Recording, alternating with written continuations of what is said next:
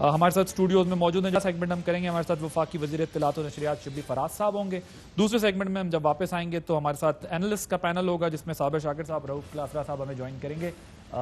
سب سے پہلے شبلی فراز صاحب, میں آپ کے سامنے وہی سوال رکھتا ہوں جو آپ نے کہا بات کہ اگر یہ آج اپنا جلسہ گاہ بھر لیتے ہیں تو میں ان کو کیا کروں گا, کیا کہا تھا؟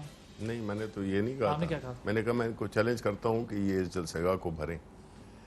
تو آگے نہیں, آگے تو نہیں کہا تھا. ویسے کچھ ارادہ بھی نہیں تھا.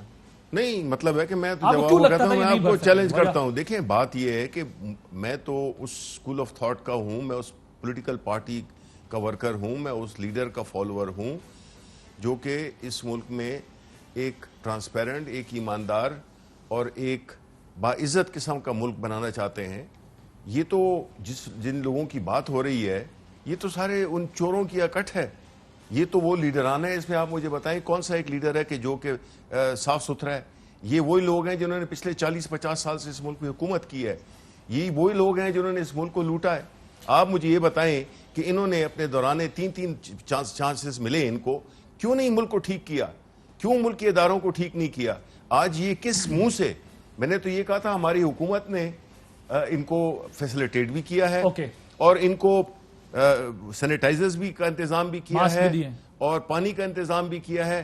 میں نے ایک سجیشن دی تھی ان کو رومال بھی دیں, یہ رومال میں اپنے منہ چھپا سکے ایک دوسرے سے, بیکاز یہ سارے ایک دوسرے کو چور کہتے رہے ہیں, یہ سارے ایک دوسرے کو پیٹ میں چھرا گھومتے رہے ہیں. یہ آج جو ہے تو اکٹھے ہو گئے ہیں. آپ نے کہا تھا کہ جلسہ کا گراؤنڈ اگر بھر گیا, نہیں بھرے گا, ظاہر تو لگ رہا ہے کہ بھرنا شروع ہو گیا. سو واٹ, 10 پارٹیوں کا وہ ہے, ہو جائے, اس سے کوئی فرق نہیں پڑتا. 10 پارٹیاں ہیں نا, یہ تو آپ نے دیکھیں. آپ کے خیال میں گراؤنڈ اس لیے بھرا ہے کہ 10 پارٹیاں ہیں؟ نہیں تو اور کس وجہ سے بھرا ہے؟ نہیں, میں سوال پوچھ رہا ہوں. نہیں, میں آپ کو جواب دے رہا ہوں. دیکھیں, پاکستان تحریک انصاف اس وقت بھی اکیلی کھڑی تھی, آج بھی اکیلی کھڑی ہے. فرق کیا ہے کہ ایک طرف وہ ان سیاسی ان کا رہزنوں کا لٹیرا کا قافلہ ہے, اور دوسری طرف عمران خان کھڑا ہوا ہے جو کہ اس ملک میں ایک آنیسٹ لیڈرشپ کی ایک وہ ہے, سمبل ہے. تو آپ تو ہمارا ان کا مقابلہ کر نہیں سکتے. یہ جلسے آپ کو گواہ ہے, آپ کو کلپس, بلکہ میں چاہوں گا کہ آپ کلپس بھی دکھائیں. پاکستان تحریک انصاف ایک پارٹی تھی, ایک لیڈر تھا.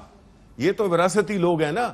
ہمارا تو لیڈر جس نے خود پارٹی بنائی 20-22 سال کا, اس نے وہ ایک سٹرگل کیا اور کھڑا کیا. ہمارے جلسے بڑے تھے کہ یہ جلسے بڑے ہیں؟ تو جلسوں کا کوئی ہمیں وہ نہ بتائے. آپ کے جلسے بڑے ہوتے تھے, جلسے بڑے سیاسی جماعتیں کر لیتی ہیں, ٹھیک ہے. نہیں, ہر ایک نہیں, پیپلز پارٹی کر لے نا. نہیں, پیپلز پارٹی کر لے جلسہ, دیکھیں چاہے وہ سندھ میں کر لے, کراچی میں کر لے, پنجاب میں کر لے. چلے ماضی کی بات کر لیتے ہیں نا. ماضی کی بات نہیں, ہم تو ماضی میں نہیں بیٹھے ہوئے نا, ہم حال میں بیٹھے ہوئے. پی ایم ایل این کے میاں صاحب کے ماضی کے جلسے بڑے ہو جاتے تھے, بی بی کے جلسے بڑے ہو جاتے تھے. یہ بات ٹھیک ہے آپ کی کہ اب پیپلز پارٹی وہ جلسے نہیں کر سکتی جو 86 میں جلسہ کرتی تھی, جو 90s میں ان کے جلسے ہوتے تھے. آج مجھے صرف یہ بتا دیں ابھی جو میں آپ سے سمجھنا چاہ رہا ہوں. اس وقت میرا خیال ہے اس وقت کیا ہے, اس وقت ہم پیدا بھی نہیں ہوئے تھے. 86 میں آپ پیدا نہیں ہوئے تھے؟ نہیں. ایسے تو نہ چلے یہ ویسے ٹکر چل جائے گا تھوڑی دیر میں. شبلی فراز صاحب نے سینٹ کے اندر اپنی تفصیلات غلط دی ہیں.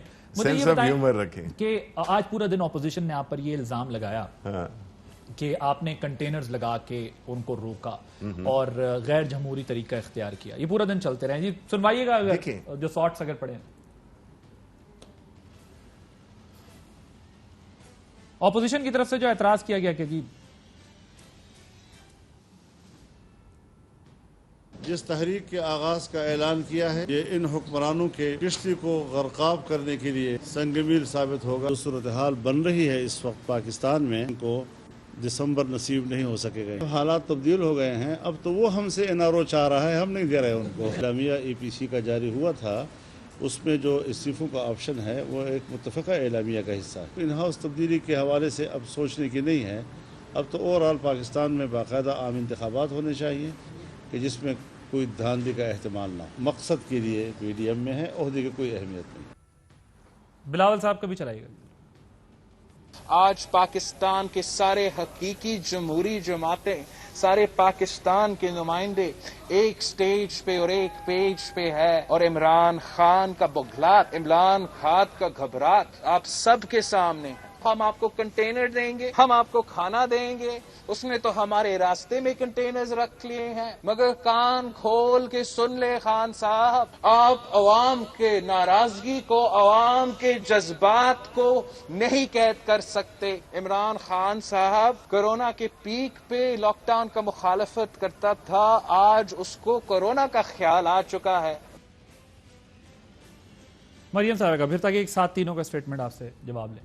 قانون نافذ کرنے والے اداروں کو, پولیس کو, انتظامیہ کو, میں سب کو یہ اپیل کرتی ہوں کہ عوام کے راستے میں مت آنا. یہ صرف عوام کی جنگ نہیں ہے, یہ آپ لوگوں کے حقوق کی جنگ. آپ نے آئین اور قانون کے تحفظ کی قسم کھائی ہے. آپ نے کسی جعلی حکمران کی اور اس کی جماعت کے تحفظ کی قسم نہیں کھائی. آپ نے کسی جماعت کی قسم نہیں کھائی, راستے میں نہ آنا. وہ کہتے ہیں کنٹینر لگا کے ہمارے راستے بلاک کیے جا رہے ہیں. مولانا صاحب کہتے ہیں کہ این آر او, یہ تو اب ہم سے این آر او مانگ رہے ہیں. دیکھیں یہ ان کی خوش فہمی ہے. مولانا صاحب پہلے بھی آ کے دھمکیاں دے گئے تھے اور پھر 20 دن بھی نہیں ٹھہر سکے. جو انہوں نے کیا تھا مارچ, ان کے ساتھ انہی پولیٹیکل پارٹیز نے ان کو دھوکہ دیا تھا, جو کہ نون اور پیپلز پارٹی تھے. اب جو یہ کہہ رہے ہیں, مریم کہہ رہی ہیں, یعنی آپ مجھے بتائیں کہ کیا سیاسی وزن ہے, کیا وہ ہے. یہ تو وہ لوگ ہیں جنہوں نے کہ عوام کے مستقبل کو لوٹا ہے. یہ وہ لوگ ہیں, اس بنیادی طور پہ ان سے تو سوال یہ پوچھیں کہ دیکھیں جی, ہم نے تو آپ سے اس ملک میں ایک ہی سوال, 2 سوال پوچھے تھے کہ یہ اثاثے کیسے بنائے اور آپ جو ہے تو یہ پیسے کیسے لے کر گئے. اس کا جواب نہیں ہے, اور آ کے جو ہے تو ایک سیاسی بیانیہ ایسا کریٹ کر رہے ہیں جس میں کہ یہ اپنے آپ کو بہت بڑے جمہوری قوت قرار دے رہے ہیں. دیکھیں ان کے پاس کچھ بھی نہیں ہے. یہ لوگ ذمہ دار ہیں جو پاکستان کی اگر ادارے تباہ, معیشت تباہ, اگر ایک پورا ایک کلچرل وہ آیا ہوا ہے, کلیپس آیا ہوا ہے, یہ کس منہ سے جو ہے تو عوام کے سامنے اکٹھے ہوتے ہیں. اور ہم نے جو اگر کنٹینرز رکھے ہوئے ہیں, کنٹینرز جو ہے ٹائمز اس کے ٹریفک کی ریگولیشن کے لیے بھی رکھے جا سکتے ہیں. اگر یہ ایسی بات ہوتی ہے تو پہنچ سکتے ہیں. میں آپ نے ٹریفک کی سرکولیشن کے لیے نہیں, ٹریفک کے نہیں, اس کے ارد گرد نہیں. مقصد یہ ہے کہ بعض اوقات آپ کو ٹریفک ڈائیورٹ کرنی پڑتی ہے کہ راستہ بنانے کے لیے کہ جلسہ گاہ کی طرف آپ جا سکیں. ہم نے تو اجازت دی. تو آپ اس ٹریفک کو کدھر ڈائیورٹ کر رہے ہیں, گجرانوالہ والے کو؟ نہیں, وہ تو جس طرح بھی ہوگی نا. اب آپ مجھ سے ایسا ایک غیر سنجیدہ سوال نہ پوچھیں, بات سنجیدہ ہو رہی ہے. کنٹینرز آپ نے لگائے ہیں پبلک کے لیے تاکہ پبلک کو پرابلم نہ ہو. دیکھیں اگر آپ مجھے یہ کہہ رہے ہیں کہ گجرانوالہ کہ یہ سارے لوگ جو اس روڈ سے جاتے ہیں وہ صرف جلسہ گاہ جا رہے ہیں, تو پھر تو سارا پاکستان ادھر ہونا چاہیے.